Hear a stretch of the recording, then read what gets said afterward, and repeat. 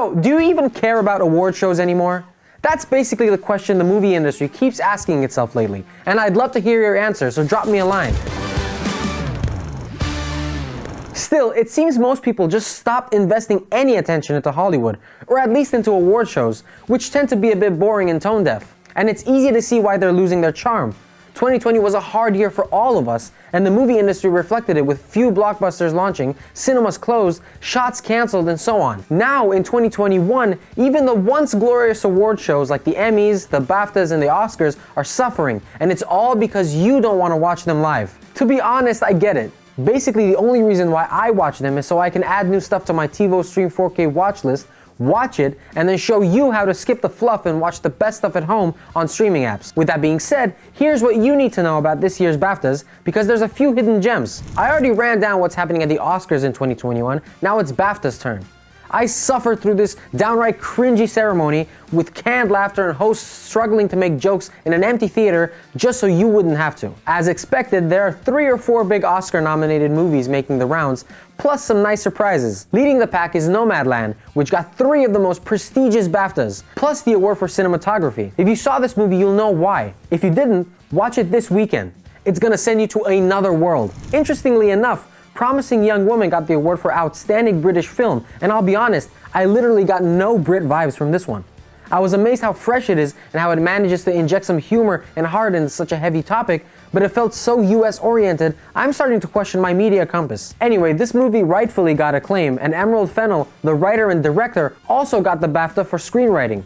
If you didn't know, she's the first British woman to be nominated for that Oscars category as well. It's an amazing performance made even more awesome by the fact that she was 7 months pregnant during the shoot of Promising Young Woman. Another major winner is Ma Rainey's Black Bottom, which featured an incredible performance from the late Chadwick Boseman. Unfortunately, he personally didn't net any BAFTA awards, but the movie did walk away with Best Costume Design and Makeup and Hair. Those yellow shoes. Boseman was nominated for Best Actor, but lost to Anthony Hopkins in The Father. This movie also defeated Nomadland for Best Adapted Screenplay, something that I anticipate will also happen at the Oscars. Since The Father wasn't available on any streaming app, I didn't include it in my Oscars roundup, but boy do I wish I had.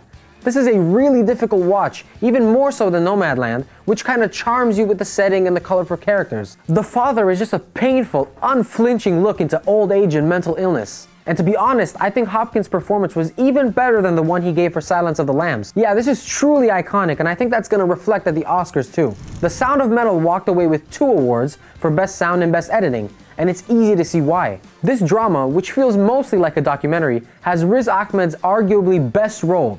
A drummer who suddenly loses his hearing and has to make a serious decision. He either adapts to his new life or sells all of his music gear to make up the money for a surgery that might restore his hearing. Trust me, The Sound of Metal deserves the awards it got. It's not just a great story, but it really sends you in the mind of Riz Ahmed with a clever sound.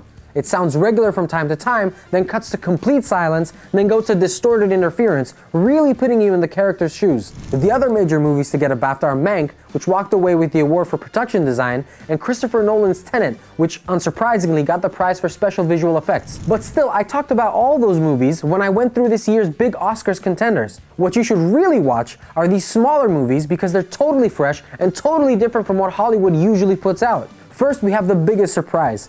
The movie Rocks won the award for Best Casting, which is amazing since most of the people you see on the screen are not actors. They're just regular people like you, and even me. The story of Rocks is pretty heavy. The girl called Rocks has to take care of herself and her little brother after their single mom abandons them. Despite this, Rocks is actually an inspirational story, full of fun and heartwarming moments. If you were looking for something uplifting to watch, add this to your TiVo, or whatever you use to keep up with your watch lists. Bucky Bakray, the actress who plays Rocks, also got the EE Rising Star Award, the only category where the audience can vote, and I'm glad they did. All in all, Rocks was nominated for 7 BAFTAs, on tie with Nomadland, which should give you a hint about how good it is. Another fun tidbit, women made up the majority of the production crew, so it's pretty unique in that regard as well. The other major BAFTA surprise was the short film The Present by Farah Nabulsi. If you want to watch it this weekend, I suggest you have some comfort food around, or strong coping mechanisms, because this one is as powerful as it is hurtful. The Present follows a father and a daughter from the West Bank who try to pass through an Israeli checkpoint to go buy an anniversary present. What makes it hit so hard is not just the story of the characters, but the realness of it all.